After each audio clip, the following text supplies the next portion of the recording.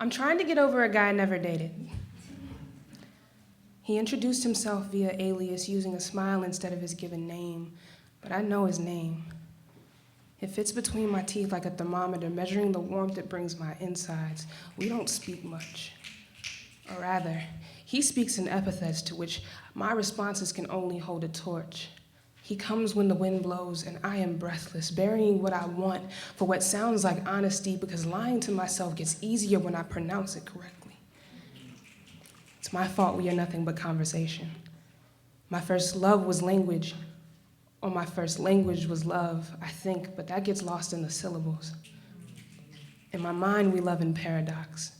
We share a silent romance, and words don't muddle intention. Our hands whisper in my memories, exhale. I imagine all this between hellos and goodbyes, the few things I can murmur with ease. I think I need to make myself easier to love, because his smile ricocheted from my fantasy of us to my diaphragm in a lonely gasp. It reminds me that breathing is labor when you don't do it purposefully, and that loving is labor whether you breathe purposefully or not, so that these days I should aim to enjoy the work. So that these days I should aim to enjoy the work. I'd rather not work on him, but my nature blossoms in self-restraint. So God bless the men that I haven't touched. God bless the men who would have reveled in the timbre of my voice or built an altar to the rise and fall of my chest. God bless the men who could have hurt me or me them. God bless them all. He submerges me in waves of attention. I curse my chest for such a violent reaction to a warm gaze. I have asthma. If it's any consolation, he says, you'll never take breathing for granted.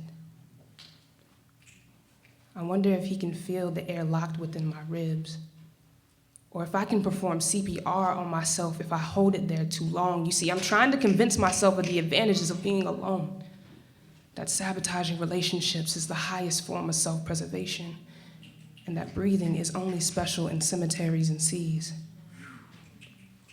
I tend to forget to breathe in the presence of gentle beings like him, who might mistake something as simple as respiration for beautiful. But it is beautiful that we breathe, sometimes in unison, but always out of need. It is beautiful that the sea swallows air like I swallow words, like his hands might swallow mine if I'd let them. His lips part seas to let words pass through, each with a heart of their own, and hearts are made to share their contents. I was taught never to take more than I was willing to give. Hearts and words are no exception. Inhale the sea with me. Kneel in its shallow breaths and whispers. I promise to part my lips in returning my introduction, even if you already know my name. Thank you.